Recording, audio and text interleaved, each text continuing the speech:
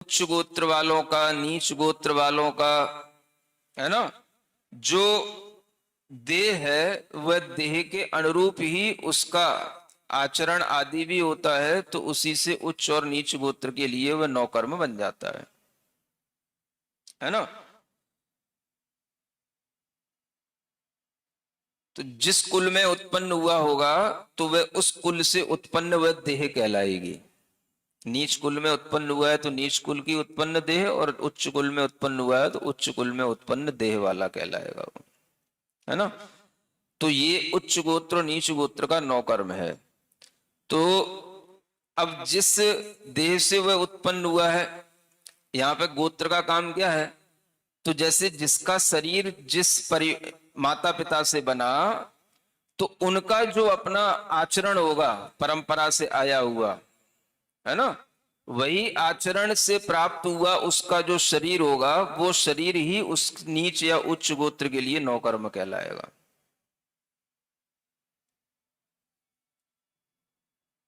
माने आपका शरीर किस कुल में उत्पन्न हुआ है, तो उच्च कुल की परंपरा में उत्पन्न हुआ है तो उच्च गोत्री शरीर कहलाएगा, और नीच कुल की परंपरा में उत्पन्न हुआ है तो नीच गोत्री शरीर कहलाएगा।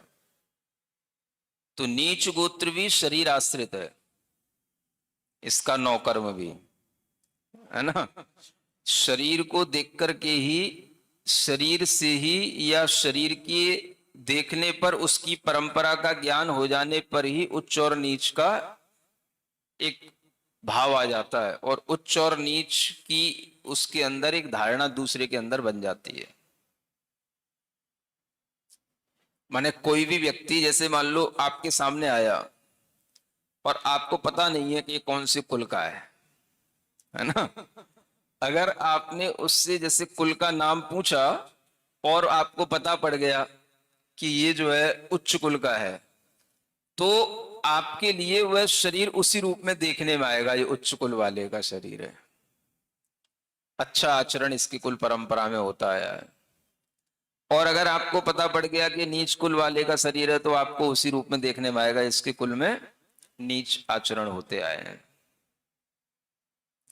तो वह गोत्र भी इस तरह से शरीर के माध्यम से नौकर्म के रूप में बना रहता है।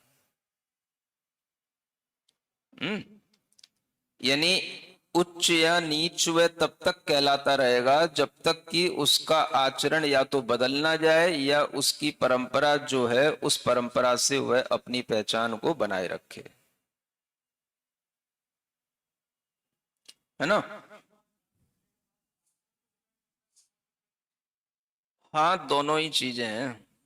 आचरण बदल भी जाता है तो भी उसके प्रति भाव बदल जाता है ना। कोई भी व्यक्ति है, उस व्यक्ति के प्रति आपके अंदर जो इमेज बनती है ना, वो कहीं ना कहीं उसके शरीर आश्रित आचरण से ही बनती है ना।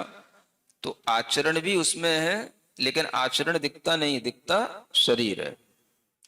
तो जो व्यक्ति जैसे मान लो कोई का हिंसा करके आया, मर्डर करके आया, तो आपको उसको देख कर के ही जो है, अगर ये पता होगा कि ये कत्ल करता है, ये हिंसा करता है, तो उसको देख कर के ही आपको जो है अपने आप इसके नीच पने की एक फीलिंग आने लगेगी, ये भाई कुकृत्य करने वाला आदमी है, ये नीच गोत्री काम करता है। तो ये उसका आचरण उसकी शरीर से ही झलकेगा, कहने का मतलब ये, और इसी से उसके गोत्र कर्म का संबंध बना रहेगा। इसी तरीके से दानादि चौकाणम, जो दानादि चतुष्क हैं, है ना, यानी दान लाभ वगैरह अंतराय कर्म है। तो इन चार अंतराय कर्मों का, दान लाभ भोग और उपभोग, इन चार अंतराय कर्मों का नौकर्म क्या है, तो विघ्न नग पुरुष, है ना, यानी विघ्न करने वाले, जो नग माने होता है पर्वत, है ना, ऐसे कोई पर्वत, पुरुष, व्यक्ति वगैरह, ये जानना चाहिए। यानी कोई भी व्यक्ति भी हो सकता है, कोई भी प्रकृति की चीज भी हो सकती जो आपके लिए विघ्न उत्पन्न करने वाली हो, है ना।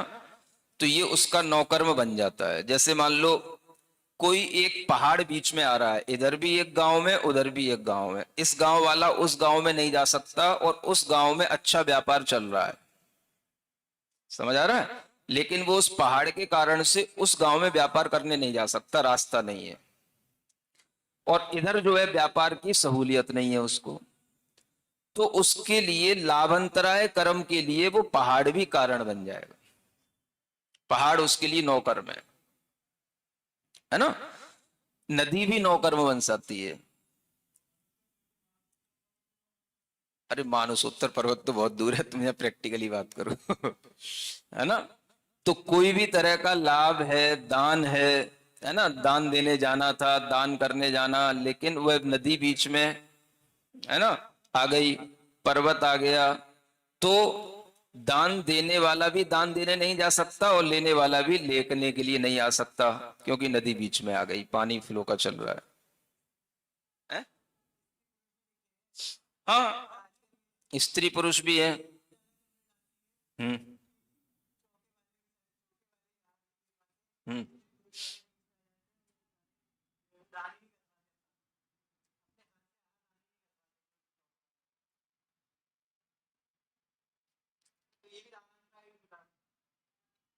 दान लाभ आदि में विघ्न उत्पन्न करने वाले स्त्री पुरुष भी हो सकते हैं, है ना। जो किसी को दान न देने दें, लाभ न लेने दें, इस तरह के स्त्री पुरुष भी जो है वो विघ्न उत्पन्न करने वाले हो सकते हैं। तो कोई भी चीजें जो विघ्न उत्पन्न करने वाली होंगी वही उसका नौकर्म कहलाएगा, ठीक है ना। हाँ, तो कर्म का अपना अपना नौकर्म जो होता है, उसी के कारण से वह कर्म का उदय बना रहता है और वह कर्म फलता रहता है।